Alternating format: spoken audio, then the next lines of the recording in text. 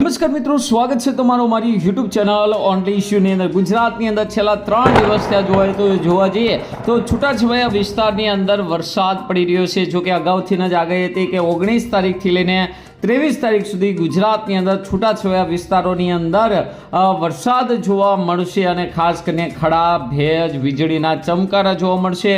જો કે હાલ મિત્રો કૃતિકા નક્ષત્ર ચાલી રહ્યું છે અને કૃતિકા નક્ષત્રની અંદર આવા છાંટા થાય અને વીજળીના ચમકારા થાય તો એ ખાસ કરીને આવનારા ચોમાસા માટે ખૂબ જ શુભ માનવામાં આવે છે।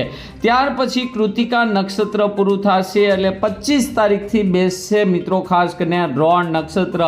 અને કહેવાય છે જો રોણ નક્ષત્રમાં વાવણી થઈ જાય તો સારામાં સારી મિત્રો વાવણી ગણવામાં આવે છે। અને આ વર્ષે કંઈક એવા સમાચાર મળી રહ્યા છે કે રોણ ઉત્તરતા મિત્રો ગુજરાતની અંદર વાવણી લાયક સારો વરસાદ જોવા મળી શકે છે।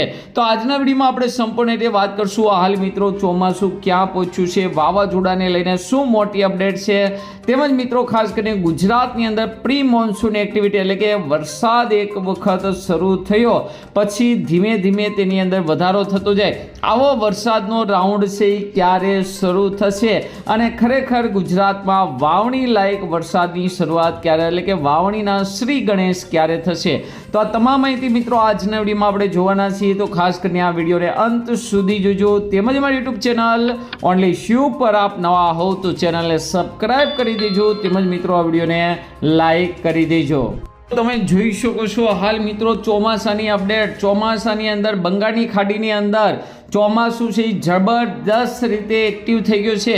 હવે ધીમે ધીમે તે આગળ વધી મિત્રો અરબી સમુદ્રની અંદર પણ પહોંચી રહ્યું છે। જેટ સ્ટ્રીમ મિત્રો આવી રીતે મિત્રો ચોમાસાને મિત્રો આગળ વધારી રહી છે। અહીં તમે જોઈ શકો છો હાલ મિત્રો જે વેસ્ટર્ન ડિસ્ટર્બન્સ છે હવે મિત્રો હિમાલયની ઉપલા લેવલથી ચાલશે, એટલે કે હવે કોઈ વેસ્ટર્ન ડિસ્ટર્બન્સ છે એ મિત્રો નડશે નહીં। અને અહીંયા તમે જોઈ શકો છો ખાસ કરીને હવે જે ચોમાસું છે એ મિત્રો આવી રીતે આગળ વધવા મળ્યું છે। ચોમાસાની જે ધરી મુખ્ય હોય છે તે મિત્રો અત્યારે આ વિસ્તારમાં હોય છે, એટલે જ હવામાન વિભાગે અત્યારે ચોમાસાની જે જાહેરાત કરી છે ચોમાસું હાલ ક્યાં પહોંચ્યું તો મિત્રો આવી રીતે પહોંચ્યું છે, એટલે કે ચોમાસાની જે ધરી છે જેટ સ્ટ્રીમ છે મિત્રો અત્યારે આવી રીતે પસાર થઈ રહી છે। ધીમે ધીમે તેનું લેવલ ઉપર હાલશે અને એક સમયે મિત્રો ખાસ કરીને ચોમાસું છે એ ગુજરાત ઉપર પહોંચી જશે। જો કે એના ટાઈમે જ બધું થતું હોય છે, આપણે ગમે એટલું વહેલું કરીએ તો પણ થાય ને મિત્રો અઠવાડિયું આમ તેમ હોય, બાકી એના ટાઈમસર જ ચોમાસું મિત્રો આવતું હોય છે। તો અહીંયા તમે જોઈ શકો છો ખાસ કરીને ગુજરાતની અંદર હજુ પણ 23 તારીખે મિત્રો વરસાદને લઈને આગાહી રહેલી છે। ગઈકાલ કરતાં આજે થોડા ઘણા વિસ્તારોની અંદર વરસાદ છે એ જોવા મળી શકે છે। જે અહીંયા તમે જોઈ શકો 24 તારીખની વાત કરીએ તો હવે ધીમે ધીમે મિત્રો પ્રી મોન્સૂન એક્ટિવિટી છે એ શરૂઆત થઈ જવાની છે અને તેને લઈને ગુજરાતની અંદર મિત્રો ગરમી બફારો આવો છે વધારે જોવા મળશે।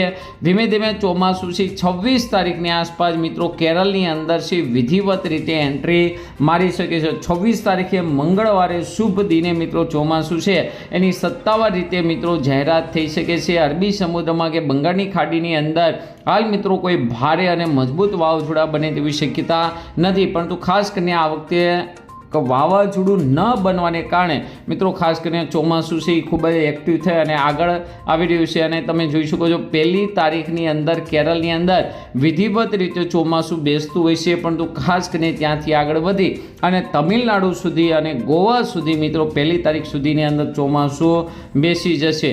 ત્યારબાદ મિત્રો વાત કરીએ તો ખાસ કરીને 2 અને 3 તારીખની અંદર મિત્રો ચોમાસું વધારે આગળ વધી અને છેક મહારાષ્ટ્ર સુધી અને 5 તારીખની અંદર મુંબઈ સુધી મિત્રો ખાસ કરીને ચોમાસું બેસી જાય તેવી શક્યતા છે।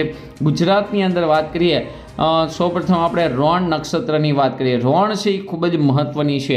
રોણની અંદર વાવણી થાય તો ખૂબ જ સારામાં સારી માનવામાં આવતી હોય છે। જો કે રોણની અંદર શરૂઆતની અંદર વરસાદ થાય અને મિત્રો રોણ ઉતરતા વરસાદ ન થાય તો 72 કાઢતું હોય છે, એટલે કે 72 ખાસ કરીને દિવસ રાત આપણે ગણવા જઈએ તો 36 દિવસ સુધી વરસાદ થતો નથી।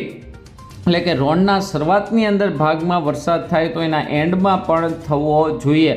જો રોણની અંદર શરૂઆતના ભાગમાં એટલે કે 25 તારીખે રોણ બેસી રહી છે, 25 તારીખથી લઈને 7 તારીખ સુધી રોણ ચાલશે, એટલે કે એ તારીખ પ્રમાણે જોઈએ તો 25થી શરૂ કરી અને 7 જૂન સુધી રોણ નક્ષત્ર બે છે. તો આ 25થી લઈને 7 તારીખ સુધીની અંદર જોવા જઈએ તો 25 મેથી 31 મે સુધી ગુજરાતની અંદર વરસાદ થવો ન જોઈએ. જો થાય તો વાંધો નહીં, બેટર છે.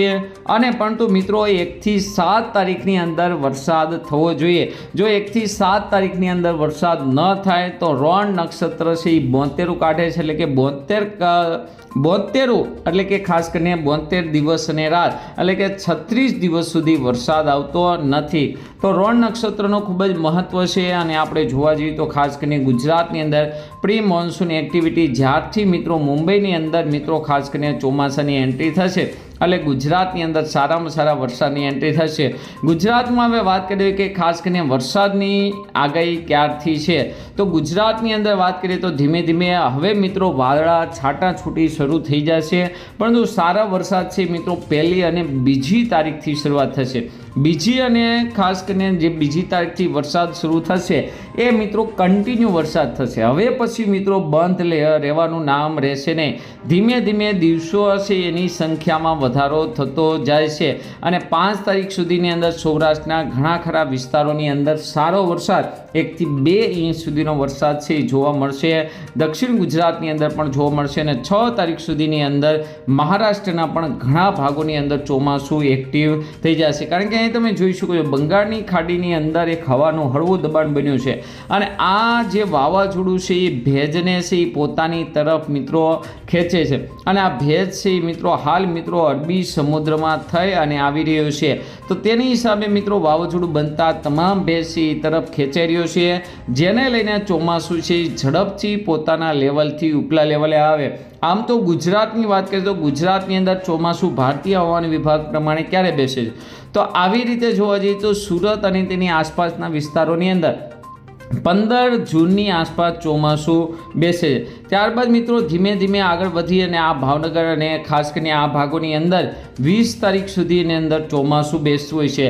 ત્યારબાદ જામનગર સહિતના મોરબીના ભાગોની અંદર મિત્રો ખાસ કરીને ચોમાસું આગળ વધે ત્યાં સુધી 25 તારીખ આવી જતી હોય છે. અને કચ્છને કવર થવા માટે મિત્રો 27-28 તારીખથી લઈને 30 તારીખ સુધીની અંદર ચોમાસું બેસવું, એટલે કે આ પેટર્ન પ્રમાણે હાલતું. ગુજરાતની અંદર પણ ચોમાસાની સત્તાવાર એન્ટ્રી થઈ ગયા પછી 15 દિવસની મિત્રો રાહ જોવાતી હોય છે. તો તમે જોઈ શકો છો ખાસ કરીને હજુ પણ ચોમાસાની વાર છે. 1 મહિનાથી લઈને 1.5 મહિના સુધીની વાર છે.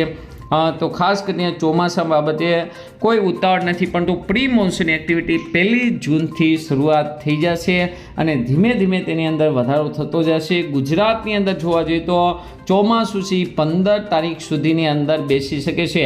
કારણ કે લાગી એવું રહ્યું છે કે ખાસ કરીને મુંબઈ સુધી ચોમાસું પહોંચ્યા પછી મિત્રો ચોમાસું છે એ બ્રેક લઈ શકે છે. કારણ કે અહીંયા જે વાવાઝોડું બન્યું છે ત્યાં મિત્રો તમામ ભેજ ખેંચાઈ જશે, એટલે કે નવો ભેજ હવે અરબી સમુદ્રની અંદર બનવા માટે ખેંચાવા માટે થોડોક વાર લાગી શકે. એટલે કે ગુજરાતની અંદર ચોમાસું બેસવા માટે મિત્રો 15 તારીખ મિત્રો આવી શકે છે. ત્યારબાદ ધીમે ધીમે આગળ વધતા કચ્છની અંદર મિત્રો 30 તારીખ સુધીની અંદર ચોમાસું બેસે. ગુજરાત છે એક પરિસ્થિતિ એ પ્રમાણે જ આવેલું કે ઉપલા લેવલથી થોડીક ગરમ હવા, વેસ્ટર્ન ડિસ્ટર્બન્સ, સૂકા પવનો છે એ હોય છે, જેને લઈને ગુજરાતની અંદર તરત જ ચોમાસું બેસતું નથી, આગળ વધતું નથી. કારણ કે મહારાષ્ટ્ર સુધી આવ્યા પછી આ જે છેડો છે ઉત્તર પ્રદેશનો અને છત્તીસગઢ એ બાજુનો એ વધારે ઉચકાતો હોય છે. ત્યાર બધી મિત્રો ગુજરાતમાં ચોમાસું બેસ, તો એ થવા માટે વાવાઝોડાને છે ખાસ કરીને ઉપરની તરફ મિત્રો આવવું ખૂબ જ જરૂરી છે. જો આગળની તરફ આવી રીતે જશે તો મિત્રો ગુજરાતમાં ચોમાસાની વાર લાગશે. પરંતુ જો વાવાઝોડું આગળ વધી અને મિત્રો યુપી તરફ, તિબેટ તરફ, નેપાળ તરફ જશે તો ચોમાસું છે ગુજરાતની અંદર ઝડપથી બેસે. છતાં પણ કોઈ પણ અપડેટ હશે તો જરૂરથી તમને જણાવી દઈશું. તો આજના વિડીયોમાં આટલું જ. અસ્તુ. જય હિન્દ, જય ભારત.